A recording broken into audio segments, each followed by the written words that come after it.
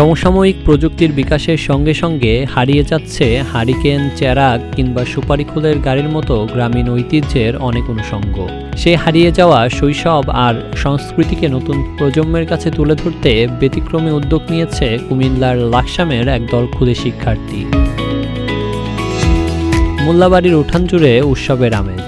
রঙিন কাগজে মোড়ানো চত্বরে সাজানো হয়েছে একসময়ের নিত্য প্রয়োজনীয় সব সামগ্রী।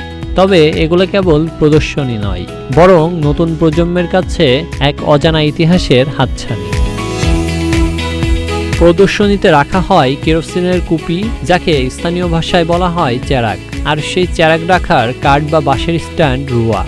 এখনকার শিশুদের কাছে এগুলো গল্পের মতন মনে হলেও একসময় গ্রাম বাংলার রাতের অন্ধকার কাটানোর প্রধান ভরসা ছিল এই হারিকেন আর চেরাগ। কুমিল্লার লাকসাম উপজেলার মনপাল গ্রামে এই গ্রামীণ ঐতিহ্যের মেলা আয়োজন করেছে সপ্তম শ্রেণীর শিক্ষার্থী নাফিজা মোস্তফা আলো ও তার সহপাঠীরা। ঈদ উপলক্ষে সহপাঠীদের মাঝে শেকড়ের টান ছড়িয়ে দিতেই তাদের এই প্রচেষ্টা। গ্রামের ঐতিহ্য মেলার আয়োজক নাফিজা মোস্তফা আলো বলেন, আমরা আমাদের বড়দের কাছ থেকে এসব জিনিসের গল্প শুনেছি, তাদের থেকে ধারণা নিয়েই এই আয়োজন করা। আসসালামু আলাইকুম, আমি নাফিজা মুস্তফা আলম, লাকসাম আল-আমিন ইনস্টিটিউটের একজন শিক্ষার্থী। আমি সপ্তম শ্রেণীর একজন শিক্ষার্থী।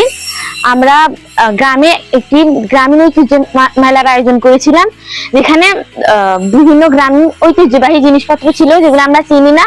আমাদের অভিভাবকের মাধ্যমে আমরা এগুলো চিনলাম এবং আমাদের ছোটরা এবং বড়দেরকেও সেগুলো চিনার সুযোগ করে দিলাম। আমরা ঈদ উপলক্ষে এটার আয়োজন করলাম, যেমন এখানে রয়েছে রুয়া, গুস্তি এবং ইত্যাদি পুরনো জিনিসপত্র। মেলায় স্থান পেয়েছে পানি সেচের হেইট, বাঁশের তৈরি গুচ্ছি আর সুপারিখোলের গাড়ি। আধুনিক পাম্প আসার আগে এসব সরঞ্জামগুলোই ছিল কৃষকের প্রাণ। মেলায় আসা বড়রা যেন ফিরে গিয়েছে তাদের ফেলে আসা শৈশবে। গ্রামীণ ঐতিহ্য মেলায় আসা একাধিক দর্শনার্থী জানান, আগে হেইট দিয়ে পানি সেচ করা হতো, এখন বৈদ্যুতিক পাম্প আসায় সব হারিয়ে গেছে। মেলায় আসা দর্শনার্থীদের বেলুন ও চকলেট দিয়ে আপ্যায়ন করে আয়োজক শিক্ষার্থীরা। ঐতিহ্য সম্পর্কে জেনে আর উপহার পেয়ে খুশিতে মেতে ওঠেন ক্ষুদে দর্শনার্থীরাও। সাংস্কৃতিক সংগঠন জামিল আহমেদ খন্দকার জানান, জীবনযাত্রা এখন অনেক সহজ হয়েছে, কিন্তু অতীত সম্পর্কে নতুন প্রজন্মকে ধারণা দিতে এমন মেলা বিশাল ভূমিকা রাখে। এই আমাদের প্রিভিয়াস জীবনটাকে তারা তো জানে না, তারা জানুক আমরা কিভাবে কষ্ট করছি।